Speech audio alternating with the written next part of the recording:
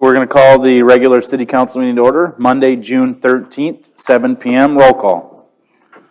Nicole Andrioff. Kirby Moyna. Sam Solars. Jessica Bonniwell. Justin Canas. Jenny Selko. Dan Reamer. Michael Sommerfeld. Smallwood. Invocation. Pastor Paul was unable to make it this evening, and Pastor Kathy Jones has graciously agreed to come tonight on short notice. Thank you very much. Pastor Paul has retired, so we'll pray for him. He did.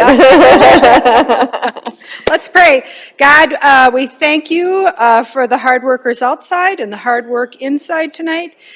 We thank you for your leaders that you've placed here tonight, and the people of the city that have come and taken time away from family and other commitments to do the work of building community. We thank you for Pastor Paul Baker's service to this community for the last 4 years, and we bless him on his retirement. We pray for the families of this community as we transition into summer, and kids have different rhythms, and we pray for their safety and their well-being. We pray for our streets and all the work that needs to be done, and for our water, and for it being safe for us all, and for future generations. Bless the work that begins here tonight and continues, and let it be the best for us and for the people that are to come. Amen. Please stand for the Pledge of Allegiance. I pledge allegiance to the flag of the United States of America and to the republic for which it stands, one nation, under God, indivisible, with liberty and justice for all.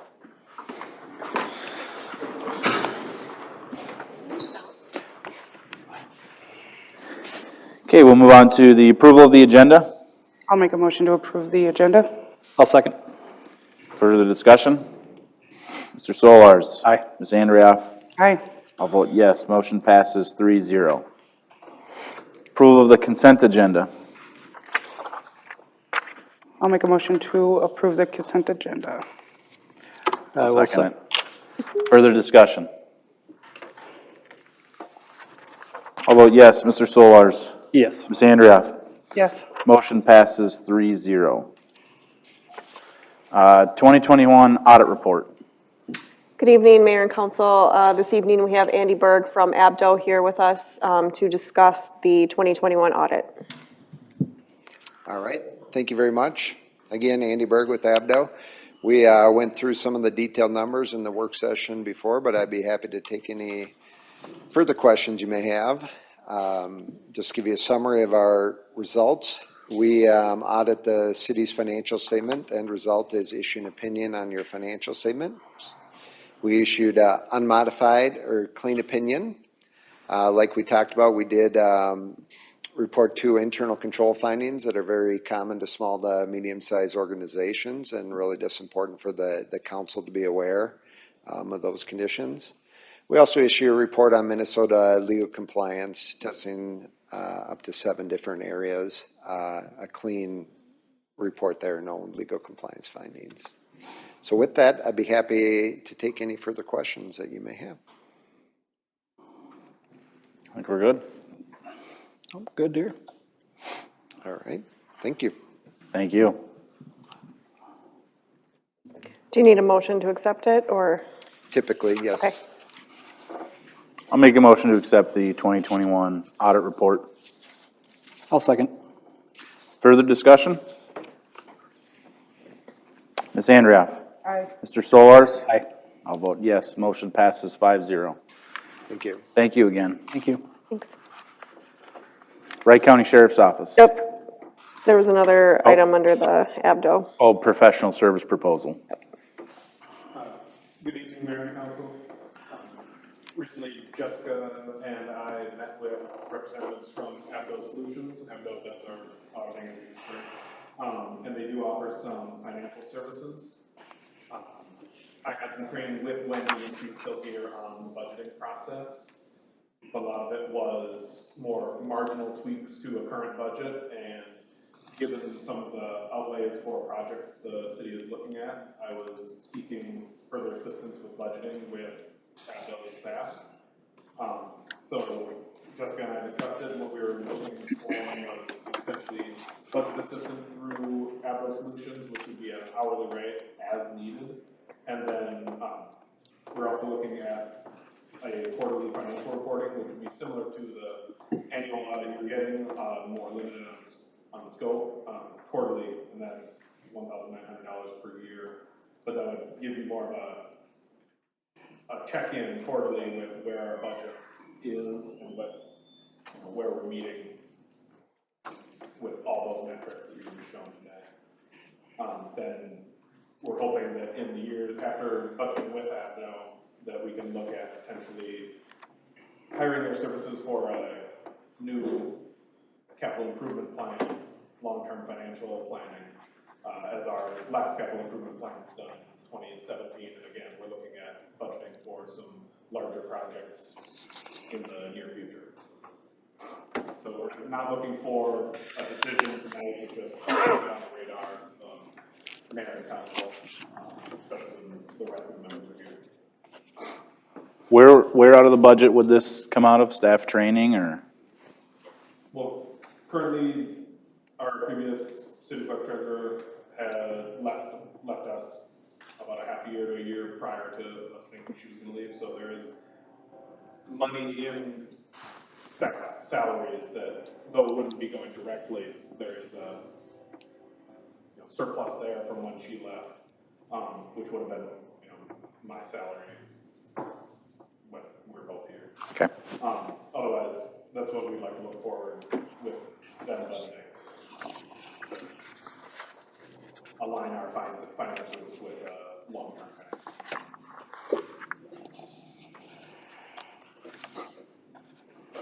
Okay. Just something to think about. Perhaps take advantage of some of their services coming up here when we do the budget, so. Sheriff's Department. If you have anything, I can try and answer. I guess the one relevant thing to later on in the meeting I would ask about would be, has there been an uptick in either ticketing or stoppage on First, Mindy, and Crystal? I know they've been providing extra patrols. We have a bulletin out there, which allows other deputies to see where problem areas lie. So they're aware of it and they're getting out there as they can. There hasn't been any special saturations there. Pretty hard to do those in neighborhood developments and stuff. But there has been some extra enforcement and patrols out there that I'm aware of. Only other thing that I would bring up on the sheriff's office side is it's that time of year where kids are now out of school and looking for things to be doing. So lock your cars, take your valuables out of your cars, close your garages at night, things like that, to deter any theft and issues that may arise. So just secure your homes and your valuables and call in suspicious activity as you see it. Thank you. City Council. City Council and Montrose Days meeting. Had the special council meeting in Chamber of Commerce. Special counsel and council.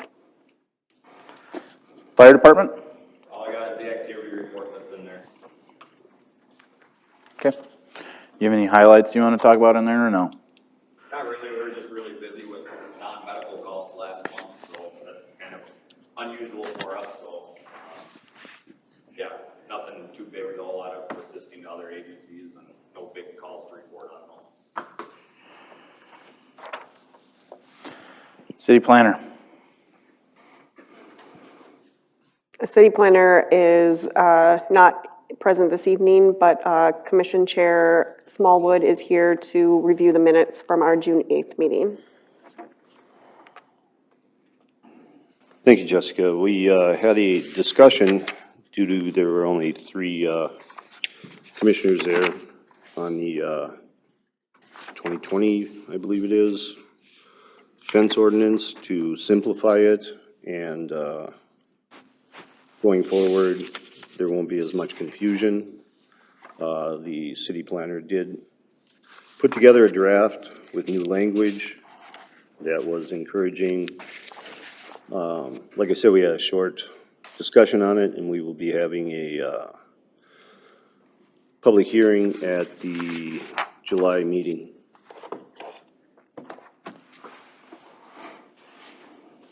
Okay, thank you. Thanks, Chuck. City engineer. Good evening, Mayor and Council. A few items on the agenda here this evening. First two items are pay estimates. First one is pay estimate number 3 on the Phase 1 project to Keekly Underground in the amount of $504,925.44. We've reviewed the pay estimate and recommend approval of that. Answer any questions you might have. About approximately 19% to date of the project that's been completed through that pay estimate. I'll make a motion to approve the pay estimate, number 3. I'll second. Further discussion? Ms. Andrioff? Aye. Mr. Solars? Aye. I'll vote yes, motion passes 3-0. Item number 2 is the Phase 2 pay application number 2 in the amount of $269,616.81, and that's to Northdale Construction. That project is approximately 24% complete through that pay estimate based on the funds expended. I'd recommend approval of that.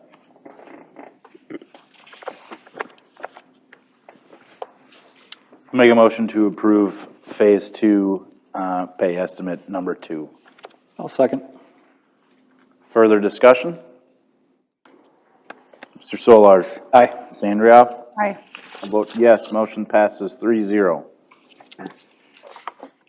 Item number 3 is the Forest Creek Trail repairs. My understanding is, I know you guys are familiar with this, have requested that staff seek quotes for repair of the trail. The scope of the project is shown on page 50 of your council packet. There's a map there. It would be to remove and replace the existing bituminous and gravel, starting, actually go one more down on the map there. There we go. Keep going down a little bit further.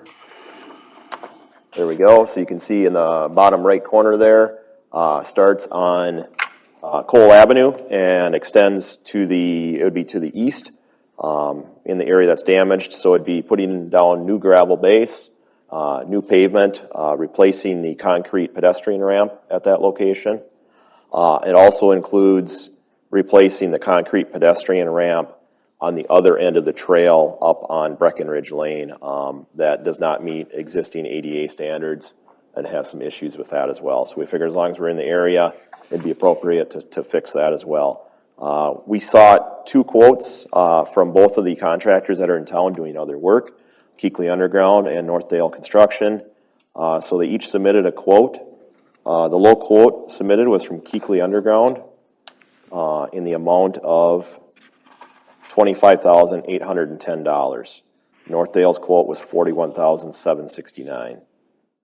So if council wants to move forward with that project, we'd recommend approving a change order on the Phase 1 downtown improvement project to Keekly Underground in the amount of $25,810 for that work.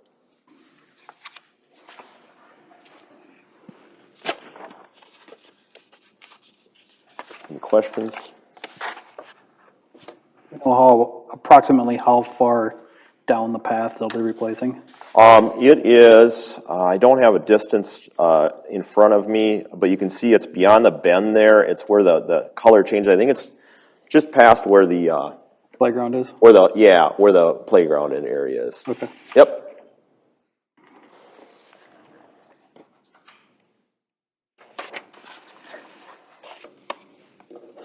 Any other questions?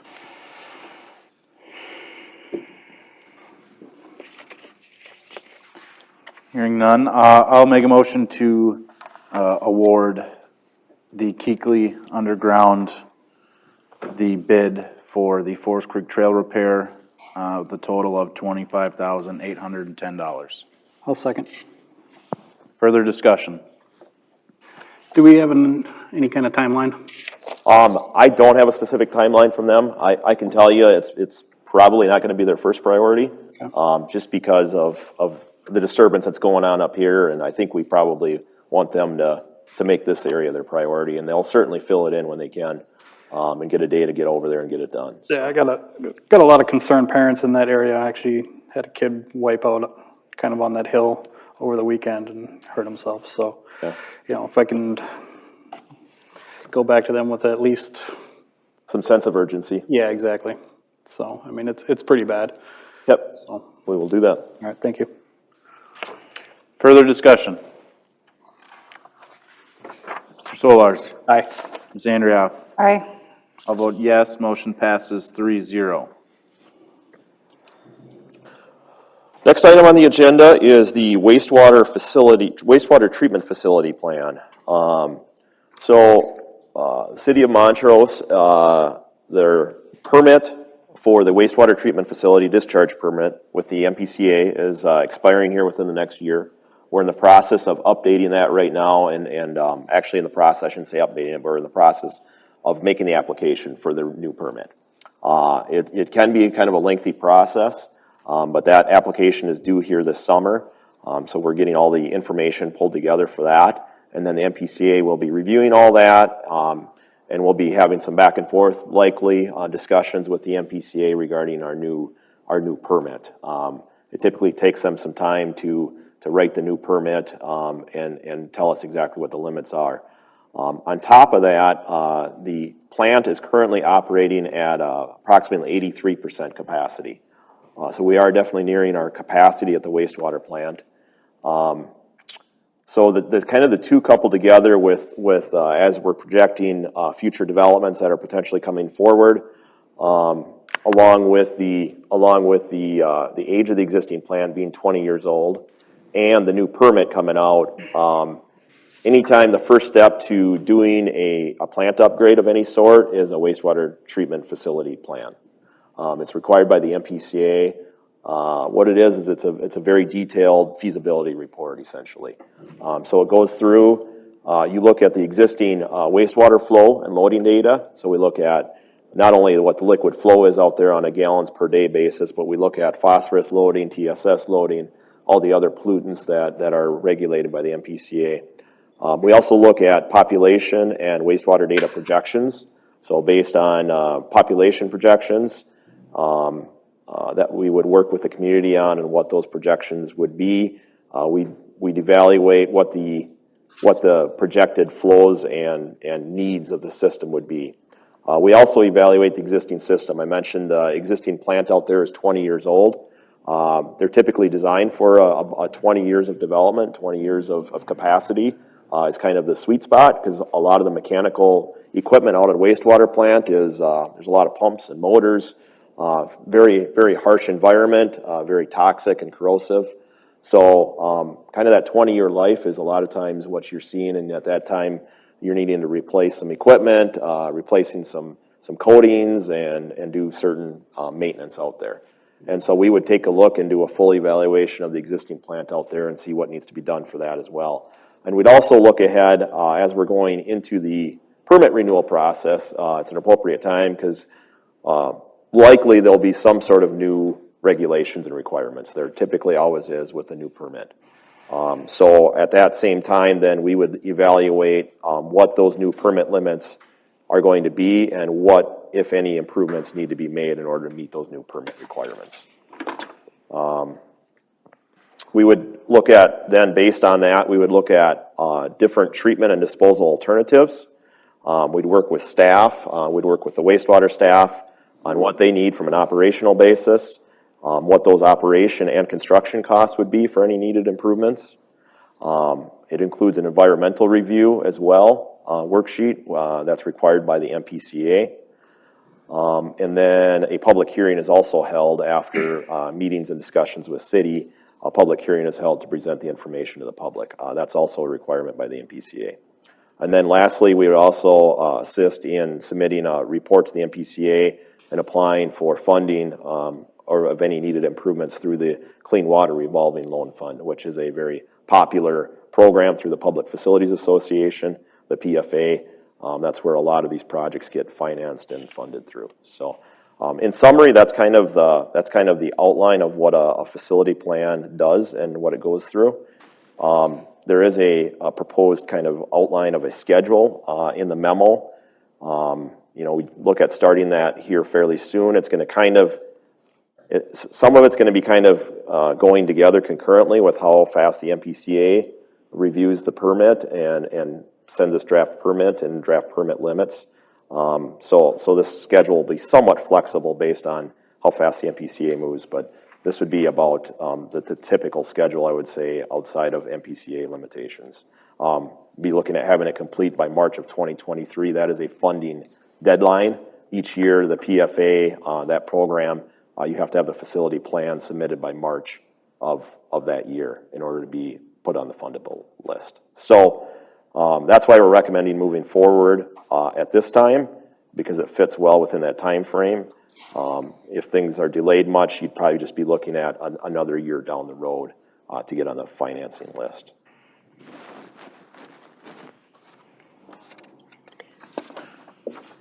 There is a resolution included in the packet that goes along with this if you decide to go forward with Justin's proposal here to have the wastewater treatment facility plan, resolution 2022-24. What is the projection for how soon we would be at capacity to where it's a dire issue? That's something that we'll actually look at as part of this as well, is work with Dan and his staff on, is there any operational efficiencies that we can do on a temporary basis, perhaps maybe at a higher than normal operational cost, feeding additional chemical or things of that nature, to try to dial that in. Because the plant, that the 83% is based on the design of the plant. That design of the plant always has some assumptions built in it.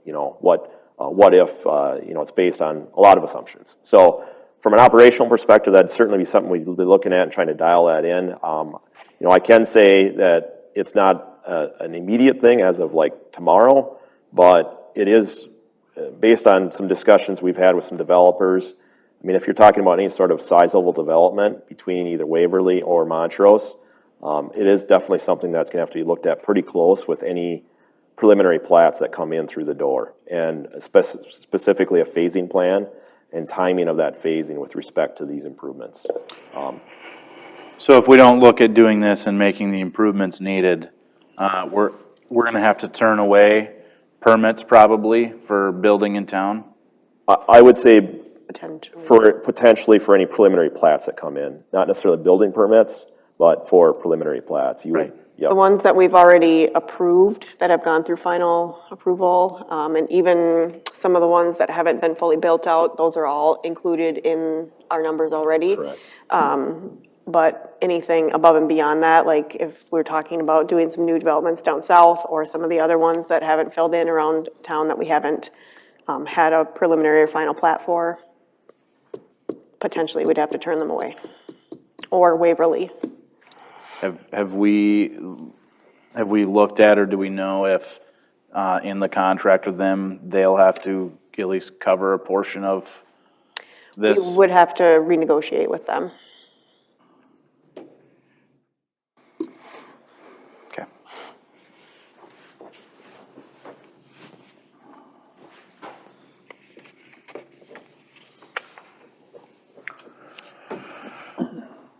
I'll make a motion to approve resolution 2022-24, resolution ordering preparation of report on improvement.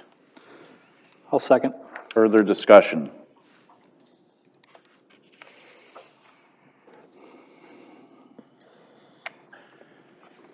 Hearing no further discussion, Mr. Solars. Aye. Ms. Andrioff? Aye. I'll vote yes, motion passes 3-0. The next thing on the agenda is the water treatment system study report. Jenny Selcho is our environmental engineer, and she's here to make a presentation on the summary of the report. And she does have a PowerPoint here that you have a copy of at your diocese, and then it's up on the screen. So. Do you have a preference where I stand or sit? stand? Whatever you want. Okay. Do you want to hop in this? Up to you. Okay, you go ahead, I'll just kind of. Okay. Good evening, Mayor, Council, and other attendees. Like Justin said, my name is Jenny Selko. I work with Bolton and Mink out of the Ramsey office in our environmental division. And I'm here to talk to you about the water study that we've been working on over the last couple months for your city. So a quick intro on what we'll touch on today. We'll talk about the purpose of this study, some demand projections that we have, water capacity and quality conversations, different treatment options, a staffing review, a cost estimate, and then some future next steps that we can take. So the purpose of this study is to provide the city of Montrose the necessary information needed to make informed decisions about the treatment process. We are providing different options to meet the city's water quality goals, estimate costs for these improvements, as well as comply with all Minnesota Department of Health and Environmental Protection Agency regulations for drinking water. So the first step in this is estimating the population. It is used to determine the future flows needed for the water plant. And we typically design for a 20-year lifespan, like Justin had mentioned, for the wastewater plant, for the equipment usage, as well as considering the ultimate growth throughout the city. So we did a conservative population projection in line with the county growth that the state demographer lines up with. And it gives you a population projection in 2045 of 4,626 people. However, you also have a moderate and an accelerated growth rate in your comprehensive plan from 2017 as well. And so it's important moving forward that we kind of hone in what we're expecting for growth in the city, because it will affect the size and the design of the water plant.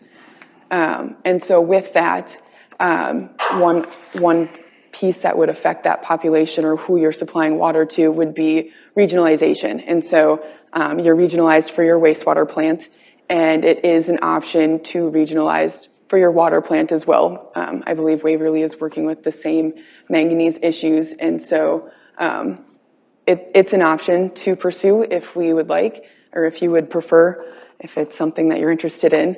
And it would, again, affect the population and the future demands that we're planning for. So using the historical data, we see an average of about 60 gallons per day per person. And that's the last 5 years we looked at the data and what was pumped and how much was used. And so we take that with your population projection, and it gives us our future water demand for 2045. So we design off of the max day so that we can provide water in the heat of summer when everyone wants to water their lawns and fill their pools. And so we have an estimate of 607,000 gallons per day. And I did some quick checks, and so just for comparison's sake, if we were to go with the 7,500 people in 20 years, it's about just under 1 million gallons per day that we would be planning for, and so there's about a 40% capacity difference. So we're kind of looking for the sweet spot of growth and demands. So looking at this, this is the current well capacity that you guys have in the city. You have 3 wells, wells 4, 5, and 6, and you have a capacity just under 1 million gallons per day. However, 1.5 million gallons per day, the top line there. However, we design under the event that worst case scenario, one of the wells is down. And so if the largest well is out of service, we call that the firm capacity.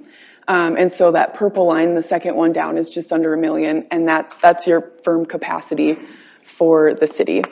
And so that's what we can count on to be available. The orange line is your historical max over the last 5 years, and then the blue line is your average usage that you've seen. And so the water right now is pumped out of those wells into the well houses where necessary chemicals are added, and then it's pumped into the distribution system. And so in the distribution system, we have some storage facilities, storage towers, elevated storage towers. The first one, just next door, was built in 1930. It's about 50,000 gallons of storage. And that is in need of some structural improvements. And so with that, it's past its useful life. And we would recommend decommissioning that and moving forward with new storage to have more storage both for fire flow and growth, but also to have a structurally sound system there. The second tower is 250,000 gallons, built in 1967, and despite its age, this one's still in good condition, so we would recommend just a maintenance schedule with inspections every 5 years or so, and then typically plan to recoat every 20 years. So going on from there, you can see those are the 3 locations in town where the towers and well houses are located. And so then we look at our water quality that we have in the system right now. Our goal is to provide sufficient well treatment and storage capacities throughout the system. And we want to make sure we're meeting the necessary standards. So on the next slide here, you'll see that the Minnesota Department of Health has a health-based value of 0.3 for adults and 0.1 for infants, milligrams per liter. And then the Environmental Protection Agency has a secondary maximum contaminant level, which is not a regulated level, but it is your like taste and odor aesthetics type level where you won't see the black staining or the metallic taste in your water. So that's the goal, but it is not regulated. And so as you can see, wells 4, 5, and 6 range from 0.4 to 1.0 milligrams per liter. So we are above those guidances. And so we have 3 different options to reduce the manganese down. We have gravity filtration, and gravity filtration with lime softening, and gravity filtration with reverse osmosis. First option being gravity filtration. This is your baseline treatment with sand filters. So it will, sand filters. So it'll remove all of the iron and manganese in the system, no problem, and bring it down to those levels that we're looking for. It's the easiest option for operations. It's the lowest capital cost overall, and it'll do the trick. The second option is gravity filtration with lime softening. And so this provides a centrally softened water source for the city and its residents. And so it eliminates the needs for in-home water softeners. So we can see some cost savings personally with not having to buy bags of salts. And then also not putting home softeners in will reduce the amount of chlorides that go to the wastewater plant, which could be one of those emerging limits that we see as we go through that permitting process. And so those are great perks, but on the flip side, it's a way to chemically soften the water, and so that chemical reaction produces a sludge that then has to be disposed of. And so it has a higher operational cost buying chemicals and having staff on site more often, as well as a higher capital cost. So then the other softening option is reverse osmosis. It's a way to mechanically soften the water. So you get that benefit of the higher water quality. It's not quite as operationally extensive as lime softening, but it is still more than gravity filtration. But it unfortunately has a higher energy cost and need from running the equipment. And then the way that reverse osmosis works, there's more reject water. So we are sending about 20 to 25% of the pumped water to the wastewater plant. So we would have to incorporate that into our wastewater capacities. But we do have the softened water, and it can help with emerging limits. And there's been some conversations about them working with PFAs and helping reduce those contaminants as well. So looking at our staffing needs here, just for reference, these little people each represent about 20 hours per staff person, assuming they have other responsibilities throughout the city. So gravity filtration would take about 2 staff members, 20 hours a week, lime softening 4, and gravity filtration with reverse osmosis 3. So anywhere from 40 to 80 hours a week for staff members is what we approximate. So then the best way to compare all these, they're all easily expandable, and they can all meet our future or the average and peak demand that we're expecting. And then gravity filtration is, if we pick which softening route we wanted to go in the future, we would be able to plan for that expansion, and that's expandable in that sense as well. The biggest difference here, as kind of touched on before, gravity filtration will meet your water quality goals, but you do have a higher water quality when you go the softening route. And then on the flip side, gravity filtration has an excellent ease of operation, but softening is a little bit more involved. So some recommendations that we have would be to pursue a water treatment facility to meet those water quality goals, and then have a new water storage tank for both pressure and storage throughout the system. So looking at our costs for this, we would expect this, okay, just a quick reminder on this again, this would be based on the conservatively low population projection, so the 4,600 people. If we were to increase the demand, we'd be increasing the size of the plant and increasing the overall capital costs. But as a general rule of thumb, gravity filtration will be your cheapest, and we're estimating $12 to $17 million. Reverse osmosis would be your second cheapest, or most expensive, and it's $13 to $20 million.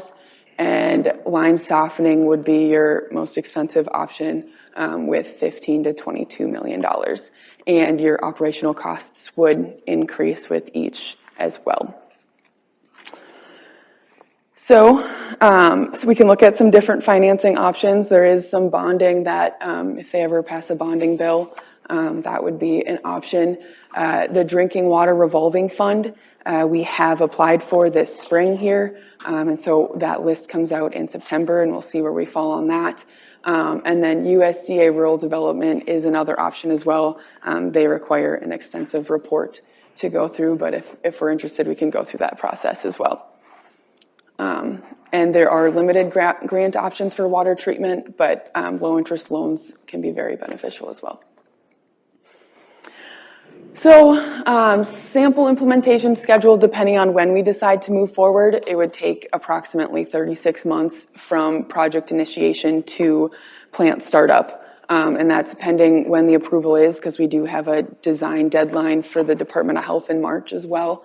And then construction is pretty variable these days, so with equipment deliveries more than anything.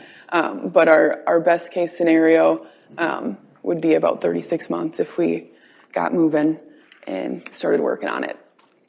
And so then what's next?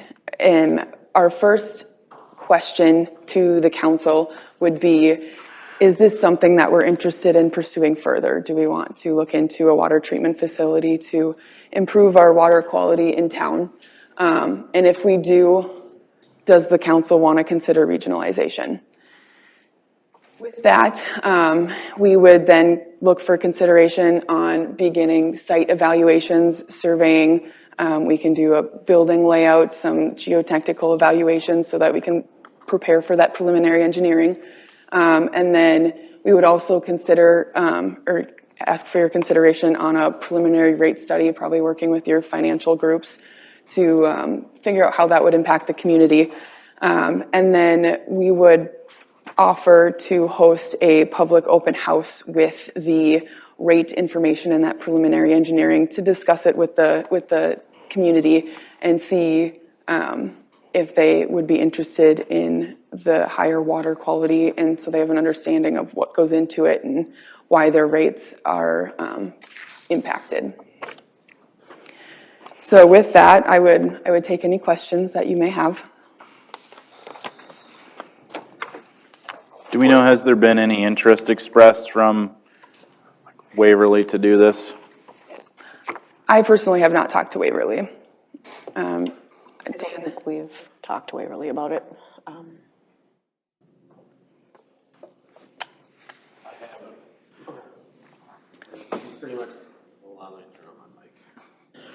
She's asking you to, you know, if you want to move forward, it doesn't pay to talk to Waverly if you guys don't want to move forward with the water treatment facility.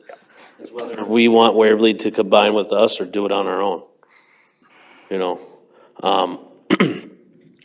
as you know, we bought land to build this building north of town. And part of our project on the north side of the tracks is putting our raw water line in for that facility.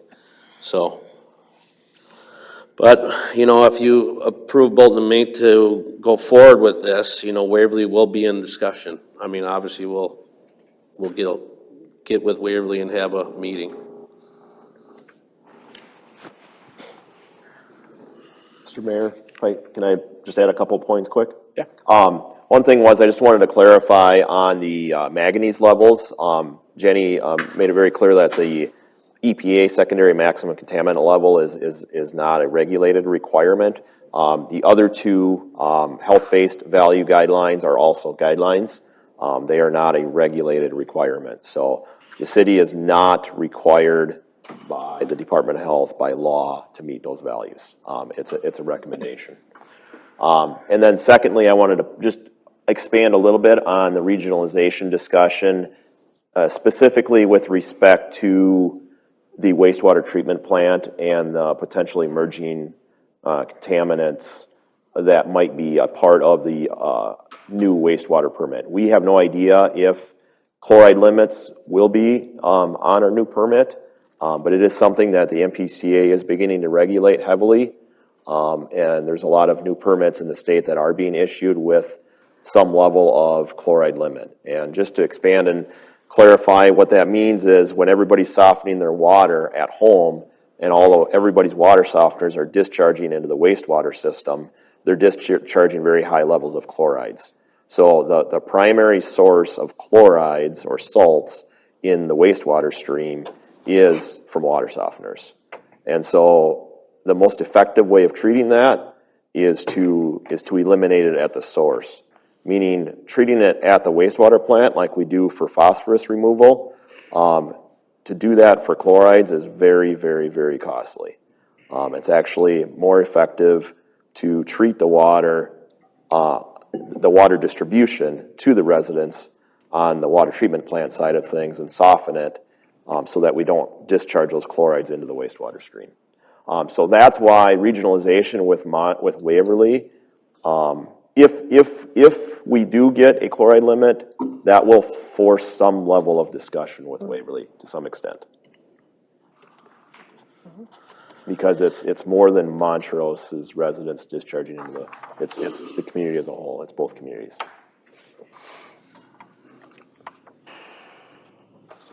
And to go a little further on that, at the wastewater facility with our last permit renewal, which was 3 to 5 years ago, they added on we are sampling for chlorides at the wastewater facility for monitoring only. And usually when the PCA does that, they are coming down the line with enforcement.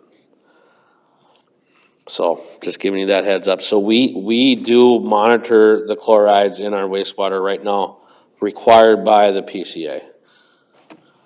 And they're only doing it for a reason. Let's be honest. They're gonna put a restriction on whether it's this permit renewal or the one in 6 years. It's coming. It's coming down the line. We're giving you the heads up.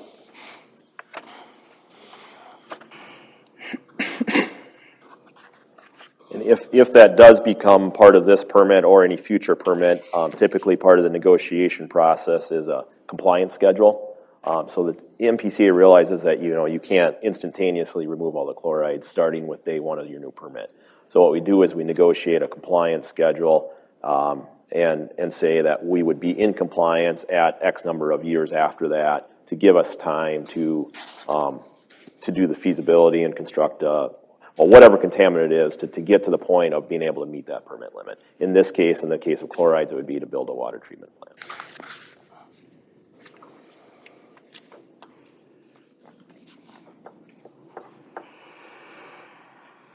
Are there other questions? What are you looking for as far as decisions? I guess there's no, it's up to council if they want to take action this evening or wait until a future meeting to take action with the rest of the council here. But I guess I would say that the action would be to accept the report and to direct staff to,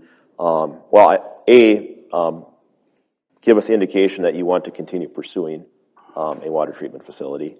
And then direct staff, if so, to continue with preliminary design. Let us know about your thoughts on regionalization if you'd like us to have a discussion with Montrose, or I'm sorry, with Waverly on a staff level at least. And then what was the other item? Rate study.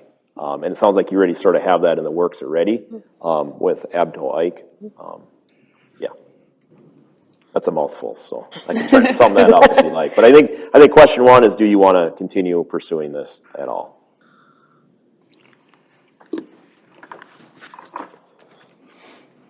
And again, we're not on any deadlines right now. I know that some have wanted to keep moving forward. At least we got the information in front of you, so it's at your pace at this point in time.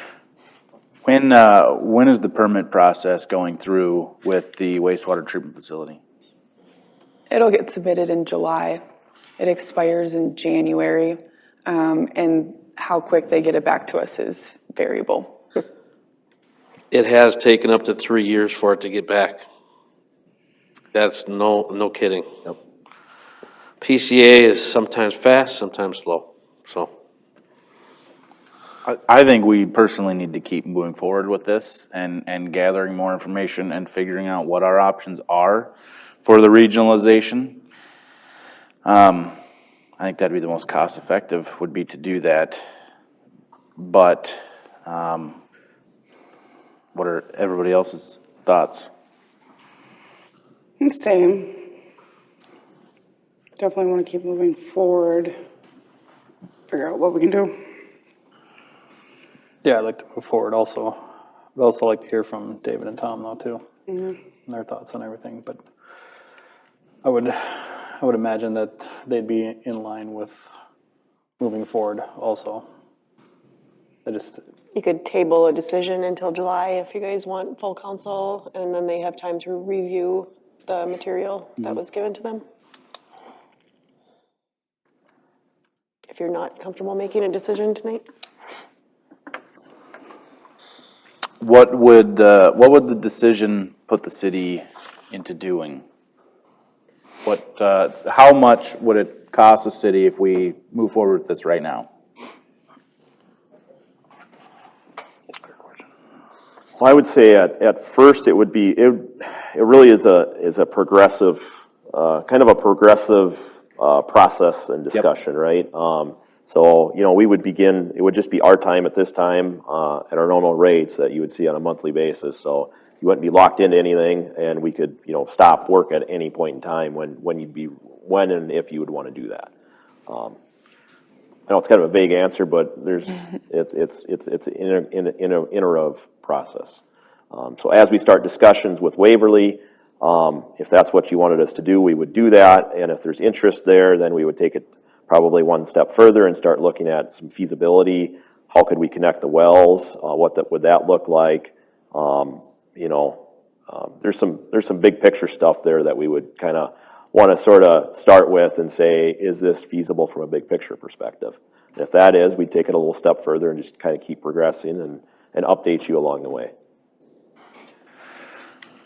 As much as I would like their opinions on it, I do think that we should move forward with it then so that we can start those conversations with Waverly and getting some of that planning moving forward. So I'll make a motion to accept the water treatment system study report and direct staff to, how do you want me to word this? Continue with the preliminary design. Continue with the preliminary design for the water treatment facility And regionalization and regionalization. discussions. Discussion. That's a mouthful. I'll second. Further discussion? Yeah. Dan, are we a B plant or an A plant right now What's, on what? on the wastewater treatment? Wastewater? Do you have to like, B plant. would this move it and change it for your? This is water plant. Of course, the license will go up. Most likely it'll be an A or a B plant, right, Justin? There's a scoring list, and it's based on your size and a couple other factors. So we could get a rough estimate on what that class would be, but it's not guaranteed to be increased. Further discussion? Yeah. How much would point of use treatment be? So if each home had its own water treatment system? That's a good question. I don't exactly know how much it would be. So, yeah, for like everyone to have their own filtration system? I don't have a good answer for that. How many homes are there in Montrose? I want to say it was 1,500? It's between 12 and 15. It's about 12, 13, yeah. So 2,000 a house, 2.5 million?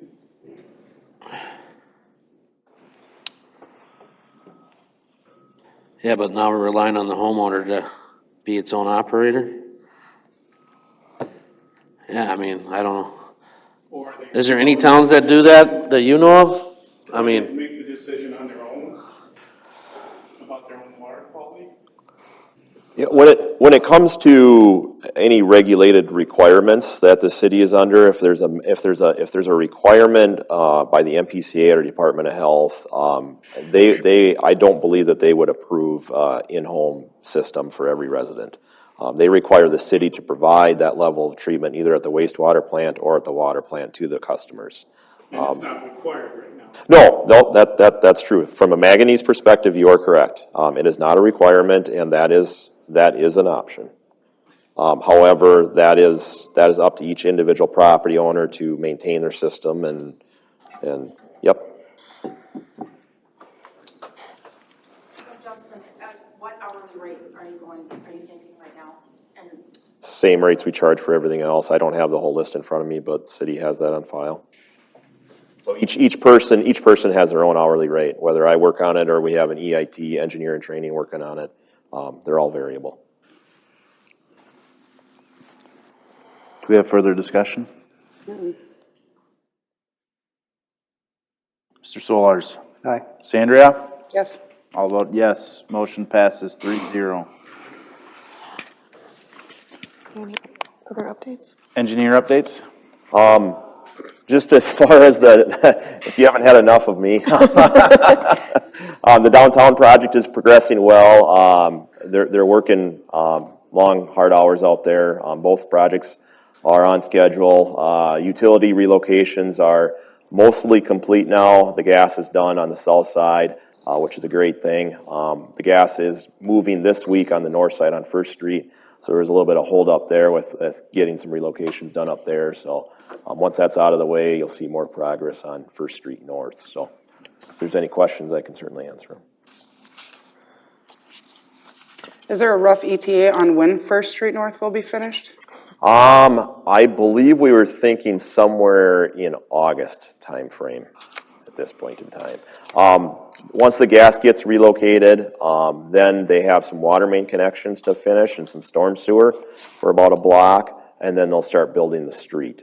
So, by the time they build the street, put the gravel in, put the curb down, let it cure for a week, that's usually about a 3-week process to build the street, so. Do we know about how long County Road 12 is going to be detoured and shut down? We are estimating about 2 weeks I on thought it that, was 2 weeks.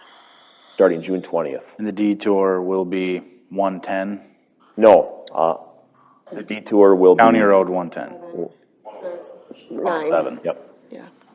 that's correct. It's 110 across the highway, across 12, yes. So the detour will be all the way around Yep, there'll be signs posted up in Buffalo on the north end, signs posted on the south end here, right here. Signs posted, on the west, down by Waverly, where the detour starts. So it'll be a full-fledged, detour signage like you would see on a state highway. Yep, and so it'll be through Waverly, County Road 9, all the way out? Yep. Okay. Yep.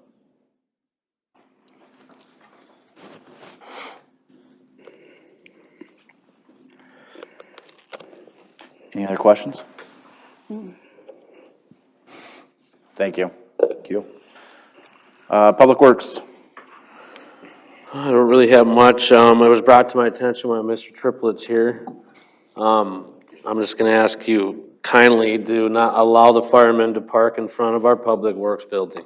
Trying my hardest. What happened was Memorial Weekend, we had a power outage in town, right? Memorial Day, actually. Our portable generator to run our lift stations in that building, and our Public Works guys had a little trouble getting to it because the firemen were parked in front. That generator runs 2 lift stations, and if those lift stations were to back up, you're wet vacuuming a lot of basements. Let's just put it that way. So I'm asking kindly not to have the fire department park in front. Even if there's an emergency, they need to start parking. I know with the construction's a little tough right now, but yeah. In front of all of the building or just like All of it. one garage door? They can park in front of the Lions door. That I don't care about, but the rest of it can't be parked in front of. So, my guys were frustrated a little bit that Monday night. So, moving on from there, I don't really have anything. I do have that electric thing, but that's coming up in old business, so. Our new guy starts next Monday. And we're busy. That's all I got. Thanks, Dan. Dan? Update on the request for council action from May 23rd.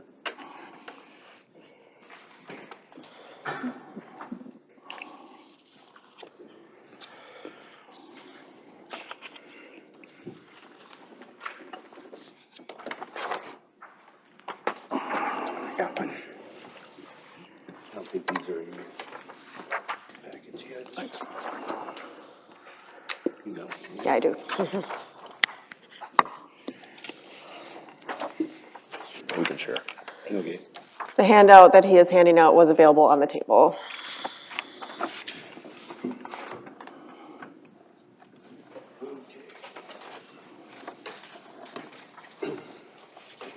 Chuck Smallwood, 200 Crystal Lane. I'm also the Crystal Lane Neighborhood Watch block captain. I appear before council at the May meeting regarding traffic issues on Crystal Lane. The requested traffic issues were denied and instead additional enforcement was offered. According to the contract with the city has with the Wright County Sheriff, there's a potential coverage from 10 a.m. to 2 a.m. This, Yeah. yeah, it was a typo on there. It's supposed to be 2 a.m. This leaves morning rush somewhat unenforced. Since then, fast-moving traffic and failure to stop has increased. The Deputy James Dahl and others in the area have been patrolling when they can, but again, there's nobody there when you need them. Neighbor was nearly hit at the Crystal and Emerson walk while walking his dog. A camper was hit at 208 Crystal Lane while parked in front of the property. I witnessed numerous other close calls in the area. This is totally unacceptable with the number of children we have in the neighborhood. On the last page of your packet, the Federal Transportation Safety Board put out a report that a vehicle traveling the posted 30 miles an hour travels 44 feet per second. On a clear day, a vehicle will travel 89 feet before coming to a stop with a 1-second response time. In the CDC transportation safety, 1 in 5 children, 20.4% under the age of 15 killed in crashes were pedestrians in 2020. A similar stop sign was installed on Emerson Avenue and 6th and 6th Street North for the same issue. Once again, I ask council to change the intersection of Crystal and Mindy to an all-way stop with enforcement. I present to you a petition signed by not only residents of Crystal Lane, but also Park Place Circle, Crystal Circle, First Street, Mindy Lane, babysitters and grandparents that watch children on the Crystal Lane. Any further delay in implementing this change by officials at this meeting could eventually lead to a tragedy that would fall directly on the decision makers in attendance this evening. Let's at least think of the kids. Thank you. Do you have any questions? I don't have any questions, but like I stated in the last one, I'd like to see something done there. I drive it just about every morning, and I know exactly what you're talking about. I mean, if it's a four-way stop, you know, are we looking for a permanent four-way stop or just at least Three-way. until the three-way? Yeah, permanent All-way. three-way. I mean, if somebody can nail a parked camper on the Right. side of the road, Yeah, and it can get a little dicey through there. a 2.5-foot kid doesn't stand a chance. Right, exactly. I mean, so I would like to see some kind of control there. You know, an all-way stop would be ideal, I think. Yeah, it would have to be stop signs, because I don't believe you can put speed bumps out. Right.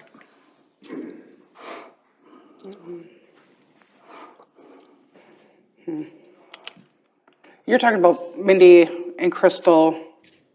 Right where the The- curve okay. is at the end. Yep. Or in the middle. There's approximately 16 children within 8 houses at that intersection. Well, I'm aware. I live on Mindy myself, so I live right on the corner of Mindy and Emerson, so I know how busy it gets, that's for sure.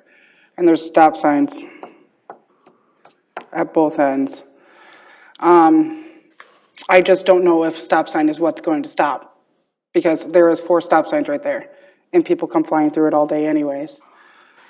But I have seen the cops out there, and I know that there has been a little bit of reinforcement. People have been watching for them since they've seen them out there. So I've seen that it's got a little bit better, but I don't know about that end. I don't see that end. I just see my end. I live right on that corner, right on that intersection you guys are talking about. I live just down on Parkway Circle, so I'm right there as they come around that bend. And if they're coming from the west heading east, and they come around that, they're doing 35, 40 miles an hour on that corner. And like Chuck says, there's children out there all the time, and it's just a matter of time when it's gonna happen. I see it all the time. And, yeah, so I'd like to see something happen. And, I mean, I usually come down Mindy on my way home from work, and, I mean, there are times when I come up to that intersection too, and I'm like, God, it would really be nice to have something there to at least slow someone down, because, like you said, they do come through at a good clip. And there is a blind spot. There's a from blind Mindy spot Lane. too, yeah, exactly. I mean, a stop sign may not, you know, It's not gonna be perfect, not but gonna be it's perfect, something. but it's something, you know.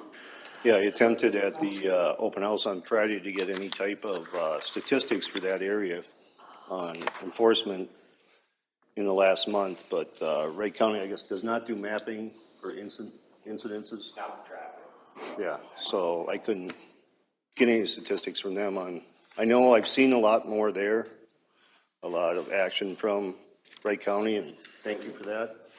But now with school out, All hours of the day. now we've got all ages out there. Yep. Then we got skateboards and motorized bicycles, and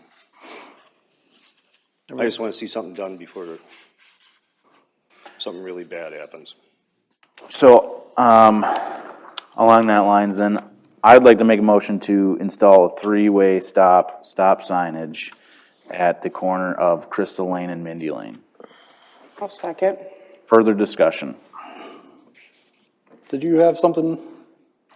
I just wanted to add that in the previous community I lived in, there was an 11-year-old girl who was crossing the street where there was not a stop sign, and the traffic was polite. A vehicle stopped to let her cross the street, and the vehicle behind didn't understand why they stopped, so they sped around and struck the child and killed her.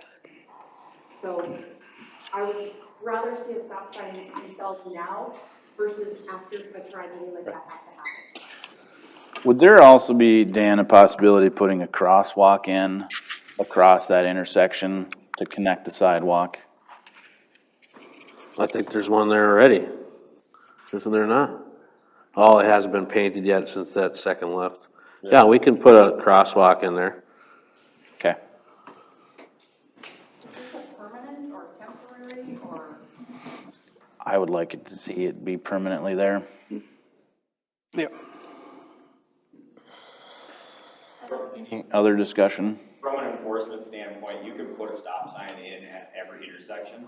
We can't enforce every intersection that has a stop sign or pedestrian crosswalk, just so everybody's aware of that. If you decide to put crosswalks or stop signs in and we see violations and we may be in the area, yeah, we're gonna deal with it and stuff. But if you start putting a stop sign at every intersection at some point in time, then you're gonna have the reverse effect of what we have here today. Preventing tragedies is a huge thing. Trust me, I responded to far too many. And sometimes it is something as simple as a stop sign being put in place. The other thing too is just enforcement of current city code on the administrative level, as far as parking on roadways, campers on roadways, large vehicles, trucks, things like that. It's something that needs to kind of be upkept throughout the entire process. We haven't had many accidents down in that area or in the neighborhoods in general, thankfully. And then what I've done in the past when I was working as a patrol deputy, I would go out to some of these areas and people would be surprised how fast 30 miles per hour is in the neighborhood. I'll sit there with a laser and we can laser cars for a half hour. And I'll ask them simply how fast they got down to 42, 28. Nothing we can do speed-wise there. Changing speed limits in the city, that's a whole nother ball of worms that is not a simple thing. But again, the sheriff's office will support whatever you guys do and we'll do our best to enforce what's in place. I know when new stop signs do get put in place, there's a lot of violations right away. A lot of people call in every little violation. We just, if you want the best bang for your buck, for your law enforcement coverage, if it's sitting on that one intersection for 8 hours, we can, address that concern, but there's probably better things for, the attention to be worked at as well. How about a big sign that says traffic Control change. Yep. I know a lot of people can miss that 4-foot by 4-foot sign next to my house that says road closed ahead. We get Yeah, it too. you'd be surprised. Further discussion? I'm not disputing this in any way. I mean, stop sign is, like Kevin said, it's really may not help anything. But how are people going 30, 40 miles an hour when there's hundreds of cars and campers that's not code enforced? How are they even going that fast? I mean, are they They go racing? right through there, they go right through there quick. I mean, It's that corner, just blazing. Yeah, because I mean, I drive that 4, 5, 8, 10 times a day, because that's how I go to work or whatever, whether it's Crystal or maybe or whatever. And like Kevin said, code enforcement, that camper, I know all too well about that camper that was on the road that's not supposed to be on the road. So if people get their stuff off the streets like it's supposed to be, I mean, why is a person walking on the street with the dog on their sidewalks that we pay thousands of dollars for? Crossing the street. So, I mean, I don't know. It's just kind of a bad corner. I mean, like I Right. said, it's a corner that you don't see until you get around it. And if Right. you're going, And even when you're coming from Crystal to Mindy, there's what, at the Screaming House, 20 cars, all right in there. We gotta do code enforcement, so that's gonna put all of you guys, because I guarantee you, since I drive that camper, if that camper wouldn't have been there, that would have saved me $7,000, $8,000, but, they're gonna have to start enforcing codes as well as just putting. My point on that is if somebody can run into a 8-foot by 10-foot camper on the road, a 3-foot kid doesn't stand a chance. Right. You know, when the cameras are on, when the kid starts out, you know, I mean, stop signs will help it, but It's not a kid, it's. So can we get back to topic for a second? Do we have further discussion up here with the motion on the floor? Mr. Solars? Aye. Ms. Andrioff? Aye. I'll vote yes. Motion passes 3-0. Thank you very much. Thanks, Chuck. Electricity for Montrose Days at Vets Park. Mayor, council, I was told to get quotes to get 220 dropped at the pole by the tennis court for Montrose Days. I did that. And just to drop the outlet is $735. So if the council would like me to drop 220 50 amp outlet, that's no cord, no nothing. I hope you guys got a 100-foot cord to reach over there. It's $735. I would actually like to table this discussion until we have a full council in July. I know that might push back some of the dates, or to possibly cause problems for them, but I think we need the input from the other two for doing this. However, I will have one question is, would this be beneficial to the city in the future if we have that there? No, I mean, not unless you plan on having Montrose Days there every time. We don't need 220 in the park. That's pretty much a welder outlet. We don't need that in the park, but, that's the quote I got, and when you kick it out to July, now you're kicking out CR Electric, the saying. And they might not if you have want the this availability. done, you need to move forward with it, cause everybody's busy. I mean, I just got this quote, look, it was a month ago, we had the council meeting, I got this quote last Friday. That's how long it took them to get it to me. So, Yep, I understand. I think that we need to have the other two okay, in the discussion, as well as some other factors. So, no mow may. Kirby? What? You don't have to vote on the table. No, we, the no mow May, I've been getting a lot of complaints about. That, okay. Yes. Yes, I do think it's Time? time to start enforcing there's some pretty shaggy lawns out there. So I waited until about the second to last week in May, and it was pretty bad. It took quite a bit of time just to mow my lawn. And once it gets really high, it's hard to mow because the mowers don't go through them as well, and it Then causes you have to other go over it issues. twice. So, Yep. okay. so is code enforcement then going to be, you guys going out, or is it complaint based like you changed it 2 years ago? It is still complaint-based.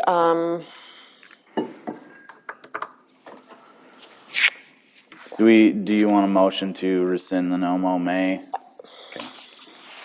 I'll make a motion to rescind the no mow May. Second. Further discussion. No. Andrioff. Aye. Mr. Solars. Aye. I'll vote yes. Motion passes 3-0 to rescind the no mow may. No new business. Open forum, we have Stephanie. And that was just me addressing again on the stop signs, and I got my way, so. Thank you. Upcoming meetings, Park and Rec, June 20th, 5:30 at City Hall. EDA, Tuesday, June 21st, 12 p.m. at City Hall. The next city council meeting is July 11th, 7 p.m. at the Montrose Community Center. Planning and zoning, they have a public hearing on July 13th at 7 p.m. Acknowledgements. I'd like to thank Pastor Paul for the number of years that he's done what he's done, and, wish him well in his retirement. And to thank the VFW for putting on the Memorial Day service on Memorial Day.